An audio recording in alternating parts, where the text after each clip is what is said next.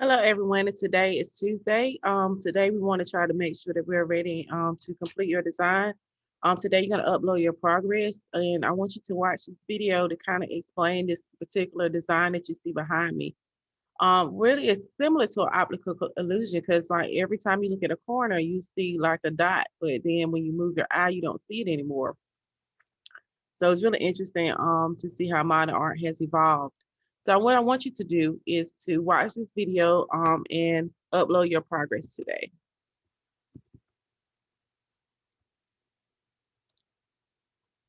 And remember, we talked about what this particular style is. I'm going to share my screen with you just to recap. Remember, modern art to artwork that basically extend roughly from the 1860s to the 1970s. And it denotes the style of philosophy of art that produced during that era. This term is used to associate with art with traditional in the past and also thrown aside in a spirit of experimentation. So it went against what was normally viewed as art. And the Mondrian painter, he was a Dutch painter, and he came up with this particular design that you see behind me. So I wanted you to recap and don't forget about your image. You want to include some type of animal. You see how they broke it down into geometric shapes, so you do need a ruler. You want to try to do that design in the negative space in the background. You can see what colors you need for this project, okay? All right, and let's watch this video that's going to help you kind of understand that particular process.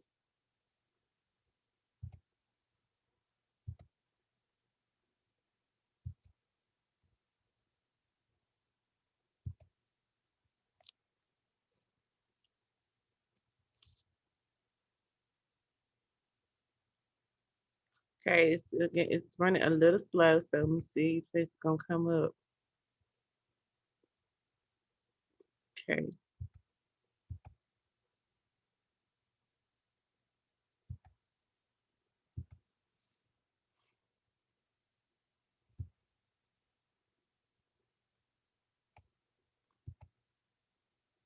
Watch live and local news on a variety of networks. With YouTube TV, try it free. These bold colors and grids are the hallmark of artist Piet Mondrian. But the same artist, still known today for his instantly recognizable patterns, started out painting these. This summer, an exhibit at the Gemeente Museum in The Hague traces Mondrian's path from that to this.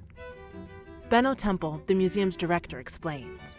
So in the Netherlands there has always been a very strong tradition in landscape painting, dating back from the 17th century.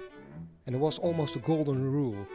The horizon was low, so you had 1/3 of the painting being a landscape and 2/3 of the painting being sky with the famous Dutch clouds.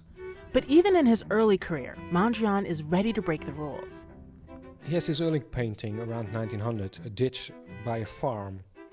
A landscape with the horizon very high, so there's almost no sky. And there is a tree standing in the foreground of the painting, dividing the painting into, you could almost say, squares and lines. In 1911, Mondrian moves to Paris, where the Cubist painters Georges Braque and Pablo Picasso influenced Mondrian to experiment with increasingly abstract styles. In 1915, Mondrian returns to the Netherlands and joins the Laren artist colony, where he befriends two artists who push him even further toward abstraction. Together, these three participate in the founding of the De Stijl movement. Like many artistic movements at the time, this group tried to make a definite break from the past. No more Dutch clouds and windmills for these guys. Mondrian calls his style at this time neoplasticism. Mondrian writes, "This new plastic idea will ignore the particulars of appearance. On the contrary, it should find its expression in the abstraction of form and color, that is to say, in the straight line and the clearly defined primary color." It all boils down to straight lines and primary colors, the signature Mondrian look you see in stores and on runways today. But despite how far Mondrian's style evolved from Dutch landscapes, it's still possible to see a connection to his early works. Although they're completely different, one is figurative, the other is abstract. You see that it's almost the same division of picture planes. And that's not done on purpose, it's done by intuition.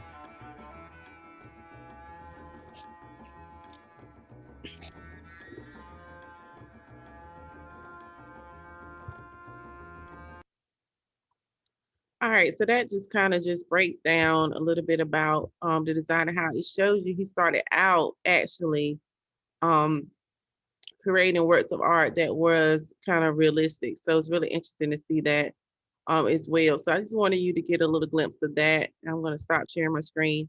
So go ahead and get started with your piece. Don't forget you are going to do a animal and kind of break it up into that pattern and put the Mondrian pattern also in the negative space. Don't forget you need a sharper, you need your markers to accomplish this as well. And let me know if you have any questions.